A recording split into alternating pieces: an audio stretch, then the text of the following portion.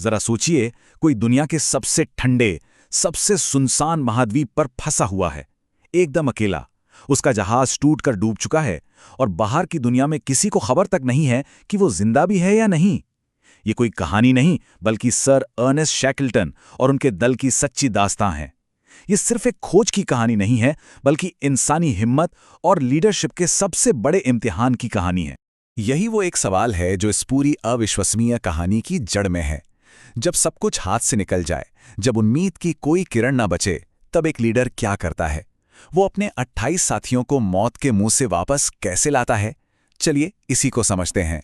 हर बड़ी कहानी की शुरुआत एक बड़े सपने से होती है, और शैकल्टन का सपना तो वाकई बहुत बड़ा था। एक ऐसा लक्ष्य जिसे उस जमाने में लगभग नामुमकिन ही माना जाता था। देखिए, शैकल्टन का मकसद सिर्फ एक और खोज करना नहीं था, वो इतिहास बनाना चाहते थे। जरा सोचिए, उस जमाने में जब ना कोई जीपीएस था, ना सैटेलाइट फोन, उनका प्लान था दुनिया के सबसे वीरान और बर्फीले महाद्वीप को पैदल पार करना। ये हिम्मत नहीं, बल्कि पागलपन की हद तक का दुस्साहस था। 2900 किलोमीटर, ये कोई मामूली दूरी नहीं थी। ये रास्ता -50 डिग्री की जमा देने वाली ठंड, कभी न रुकने वाले बर्फीले तूफानों और ऐसे अनजान खतरों से भरा था जिसका कोई अंदाजा भी नहीं लगा सकता था। ये इंसान की सहन शक्ति का सबसे बड़ा टेस्ट होने वाला था। यहाँ कहानी में एक अहम मोड़ आता है। जब वो सभ्यता के आखिरी किनारे पर पहुंचे तो उन्हें साफ साफ चेतावनी दी गई, इस साल बर्फ बहुत ज्यादा घनी और खतरनाक है, आगे मत बढ़ो। लेकिन शैकल्टन ने उस चेतावनी को नजरअंदाज कर दिया, और बस यही एक फैसला उनकी पूरी दुनिया को बदलने वाला था। और उस एक फैसले का नतीजा? उसके लिए ज्यादा इंतजार नहीं करना पड़ा। जिस खतरे के बारे में चेताया गया था, वो अब उनकी हकीकत बन चुका था। उनका अभियान अपने पहले और सबसे बड़े संकट में फंस चुका था। यह सब कुछ एक झटके में नहीं हुआ, यह एक धीमी और दर्दनाक मौत थी। सोचिए, लगभग 1 साल तक 28 लोगों ने अपनी आंखों के सामने अपने घर, अपने जहाज एंड्योरेंस को बर्फ के दबाव में तिल तिल कर टूटते हुए देखा। जनवरी में जहाज फंसा और नवंबर आते आते उनकी सारी उम्मीदें भी उस जहाज के साथ ही बर्फीले समुंदर में समा गई। दल के एक सदस्य के ये शब्द सब कुछ बयां कर देते हैं। ठीक इसी पल अंटार्कटिका को जीतने का मिशन जिंदा रहने की एक जंग में बदल गया। घर लौटना अब एक सपना था जो लगभग नामुमकिन लग रहा था। तो जहाज तो गया, अब उनका घर बस एक हिलता डुलता तैरता हुआ बर्फ का टुकड़ा। और किस्मत का खेल देखिए, वो टुकड़ा उन्हें जमीन की तरफ नहीं, बल्कि और गहरे अनजान समंदर की ओर बहाए ले जा रहा था।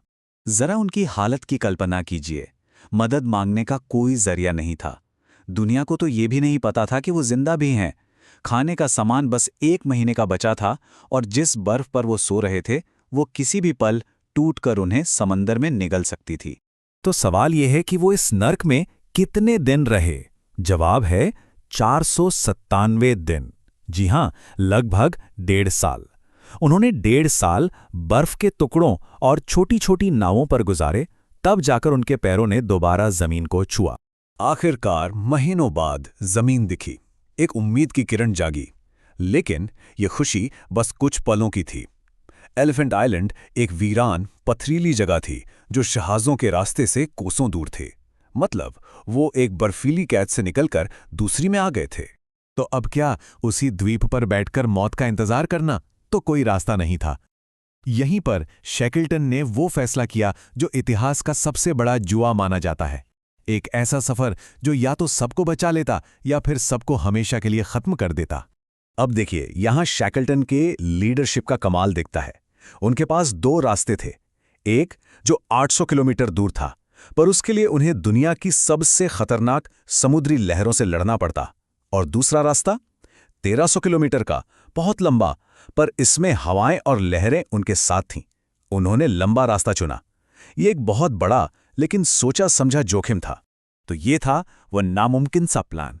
सिर्फ 6 लोग एक नन्ही सी 7 मीटर की नाव में दुनिया के सबसे तूफानी समुंदर में 1300 किलोमीटर का सफर तय करने निकल पड़े, और पीछे छोड़ गए 22 साथी जो बस इस भरोसे पर जिंदा थे कि उनका लीडर मदद लेकर वापस आएगा। यकीन मानिए, उस छोटी सी नाव का साउथ जॉर्जिया तक पहुंचना अपने आप में एक चमत्कार था। लेकिन कहानी अभी खत्म नहीं हुई थी। बल्कि असली इम्तिहान तो अब शुरू होना था। वो जमीन पर तो पहुंच गए, पर किस्मत देखिए द्वीप के गलत किनारे पर। मदद दूसरी तरफ थी और बीच में थे ऊंचे बर्फीले पहाड़ जिनका कोई नक्शा तक नहीं था और जिन्हें आज तक किसी ने पार नहीं किया था। समुद्री सफर से बुरी तरह थके होने के बावजूद उन्होंने 36 घंटों में उस पहाड़ को पार कर लिया। लेकिन शैकल्टन ने हार नहीं मानी। पहली कोशिश नाकाम, दूसरी कोशिश फिर से नाकाम, तीसरी बार भी वे बर्फ की वजह से अपने लोगों तक नहीं पहुंच पाए। 3 महीने से ज्यादा बीत चुके थे। एलिफेंट आइलैंड पर फंसे लोगों के लिए उम्मीद हर दिन कम होती जा रही थी। और उधर एलिफेंट आइलैंड पे क्या हो रहा था? अविश्वसनीय अनुशासन। शैकल्टन के बाद जो लीडर थे, फ्रैंक वाइल्ड, वो हर सुबह उठकर अपने साथियों से बस यही एक बात कहते थे। उन्होंने निराशा को उन पर हावी नहीं होने दिया और उम्मीद को जलाए रखा। पूरे 128 दिन, सोचिए, 4 महीने से भी ज्यादा, 22 लोग उस वीरान चट्टान पर कड़ाके की ठंड, भूख और नाउम्मीदी से लड़ते रहे, सिर्फ एक सहारे पर कि उनका लीडर आएगा। और फिर चौथी कोशिश में शैकल्टन कामयाब हुए। जब उनकी नाव द्वीप के पास पहुंची तो उन्होंने दूर से गिनती शुरू की। 1, 2, 3, पूरे 22। एक भी आदमी कम नहीं था। वो सब जिंदा थे। तो इस पूरी कहानी का सबसे हैरान करने वाला फैक्ट क्या है?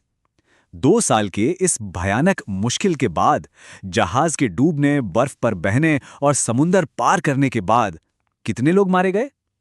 जवाब है 0, एक भी नहीं। और ये कहानी यहां खत्म नहीं होती।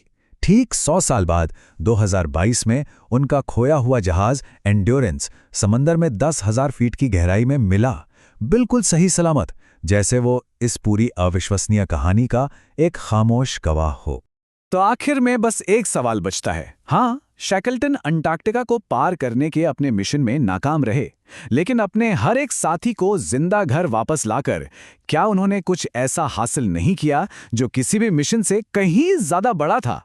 ये हमें सोचने पर मजबूर करता है कि आखिर सफलता और विफलता का असली मतलब क्या है।